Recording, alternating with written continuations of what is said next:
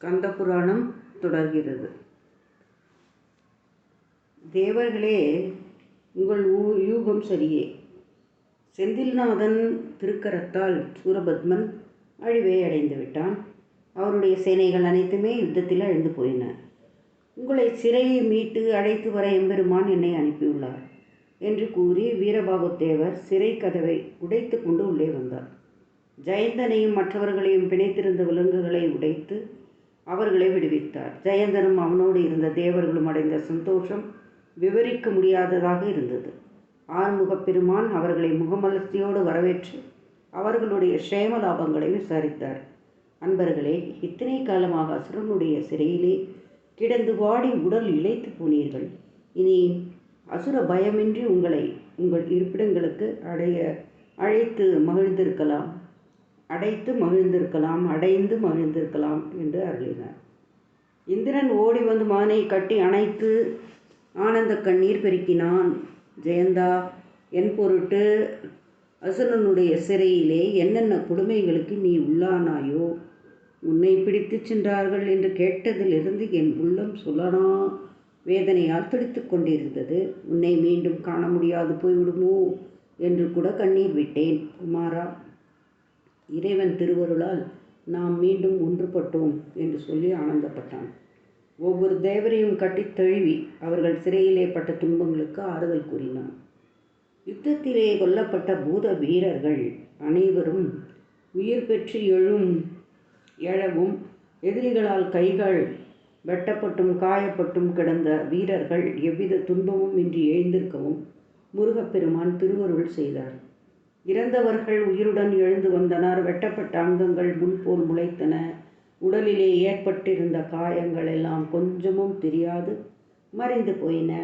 அனைவரும் எம்பெருமான் திருவருளை எண்ணி அவரை துதித்தார்கள். ஆறுமுகப் பெருமான் வருணனை அழைத்து மகேந்திரபுரியை அழித்து வருமாறு சொன்னார். அவனும் அவர் ஆணையை சிறமேற்கொண்டு ஊழிகாலத்து வெள்ளம் போல சென்றான். மகேந்திரபுரியை சுற்றியிருந்த கடல் முழுவதும் நீர்மட்டம் உயர்ந்து பேரலைகள் மிகுந்த உயரத்துக்கு எழுந்து நகரத்தை தாக்கின. சிறிது நேரத்துக்கெல்லாம் மகேந்திரபுரி கடலுள் ஆழ்ந்தது. மகேந்திரபுரி அழிந்ததும் ஆறுமுகப் பெருமான் தேவர்களோடும் பூதசேனைகளோடும் ஹேமகூடத்தை விட்டு புறப்பட்டு செந்தில்பதியை அடைந்தார். அப்போது மாலை மறைந்து இருள் கவத் தொடங்கிய நேரம். நான்முகன் எம்பெருமான் அருகில் வந்து அவரை வணங்கி, பிரபோ, தேவர்கள் தங்களுடைய திருவடிகளை அர்ச்சித்து உய்ய வேண்டும் என விரும்புகிறார்கள். தாங்கள் அனுமதிக்க வேண்டும் என்று விண்ணப்பித்து கொண்டார். செந்திற்பதி மேவிய சிவபெருமான் அடுத்த அந்த வேண்டுகோளுக்கு உடன்பட்டார். தேவர்கள் பெருமகிழ்ச்சி கொண்டு எம்பெருமானை பலவாறு அபிஷேகம் செய்து மலர்களால் அர்ச்சித்தனர். இரவு முழுவதும் அவர் அருகிலேயே இருந்து அவரை துதித்தார்.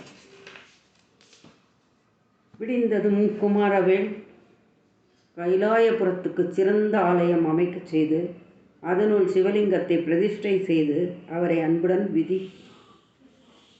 விதிப்படி வழிபட்டு மகிழ்ந்தார். பின்னர் தேவர்களுடன் அத்திருப்பதியை விட்டு புறப்பட்டார். திருப்பரங்குன்றத்தில் திருமுருகன். ஆறுமுகப் பெருமாள் பூதசேனைகளோடு திருச்செந்தூரை விட்டு புறப்பட்ட போது தேவர்களும் உடன் கிளம்பினர். நான்முகன் அன்னவாகனத்திலும் விஷ்ணு கருட வாகனத்திலும் ஏறி உடன் வந்தார்கள். தேவர்கள் வேத வாக்கியங்களை கூறிக்கொண்டு பின் சென்றனர். அவர்கள் குறிஞ்சி நிலத்தின் வழியாக பிரயாணம் செய்து நான்மாடிக்கூடல் எனப்படும் மதுரை நகரை அடைந்தனர். நகருக்கு மேற்கில் உள்ள திருப்பரங்குன்றத்தை அடைந்த போது முருகப்பெருமான் அந்த இடமே தான் தங்குவதற்கு ஏற்ற இடமென எண்ணிவிட்டார். அதே சமயம் அங்கே தவம் செய்து கொண்டிருந்த பராசர முனிவருடைய புதல்வர்கள் அவர் முன்பு வந்து வணங்கி பெருமானை அக்குன்றத்தில் வீற்றருளே இருக்க வேண்டும் என்று வேண்டினர். அவரும் அதற்கு இசைந்தார். தேவதச்சன் அந்த பிரதேசத்தை சொர்க்கபுரிக்கு ஒப்பாக மாற்றி அமைத்தான். சோலைகளும் வாவிகளும் அகன்ற வீதிகளும் மாட மாளிகைகளும் அமைத்து அவர்கள் தங்குவதற்கு வசதி செய்தான். எம்பெருமான் தங்குவதற்கென அழகிய ஆலயம் அமைத்து தந்தான். அதனுள் சென்று தங்கி முருகப்பெருமான் தேவர்களை அழைத்து அவர்களுக்கு பலவாறு அருள் செய்து அவரவர் இடங்களுக்கு சென்று தங்க விடை கொடுத்தார். பராசரருடைய புதல்வர்கள் 6 பேரும் எம்பெருமான் திருவடிகளை துதித்து நின்றனர். பெருமாள் அவர்களுக்கு முன்னர் திருவாய் மலர்ந்தபடி ஞானத்தை உபதேசம் செய்தார். வீரபாகுத்தேவரும் மற்ற வீரர்களும் முருகப்பெருமான் அருகிலேயே இருந்து அவருடைய திருவடிகளை எப்போதும் சேவித்து கொண்டும் அவருக்கு ஏவல் செய்து வந்தார்கள். கைலாயத்தில் உள்ள ஸ்கந்தகிரிக்கு ஒப்பாக திருப்பரங்குன்றம் இனிது திகழ்ந்தது. தேவ மகளின் திருமண ஏற்பாடுகள். தேவர்களுக்கு விவரிக்க இயலாத கொடுமைகளை செய்து வந்த சூரபத்மனை அழித்து நல்வாழ்வை அளித்த முருகப்பெருமானுக்கு இந்திரன் தன் குமாரத்தியாக வளர்த்து வரும் தெய்வ யானையை மணம் செய்து தர விருப்பம் கொண்டான்.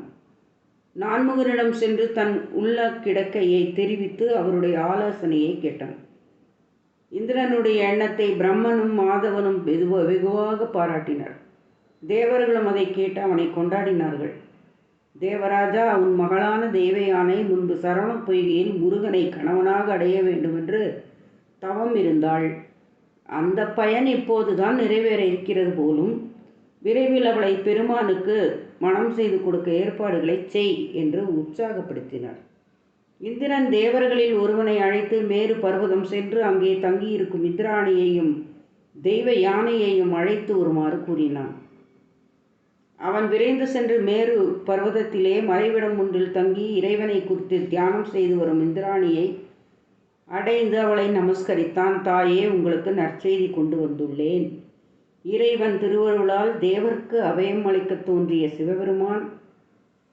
சிவகுமாரன் சூரபத்மனையும் அவனை சேர்ந்தோரையும் அழித்து விட்டார்.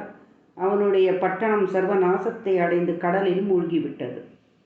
தங்கள் திருக்குமாரர் ஜெயந்தனும் தேவர்களும் அசுரனுடைய சிறையில் இருந்து விடுவிக்கப்பட்டு விட்டனர். இப்போது அனைவரும் அமராவதியுடன் திருப்பரங்குன்றத்திலே எம்பெருமான் திருவடிகளை சேவித்து கொண்டிருக்கின்றனர். தெய்வ யானையோடு உங்களை உடனே அழைத்து வருமாறு என்னை அனுப்பினார். தங்கள் கணவர் என்று தெரிவித்தார்.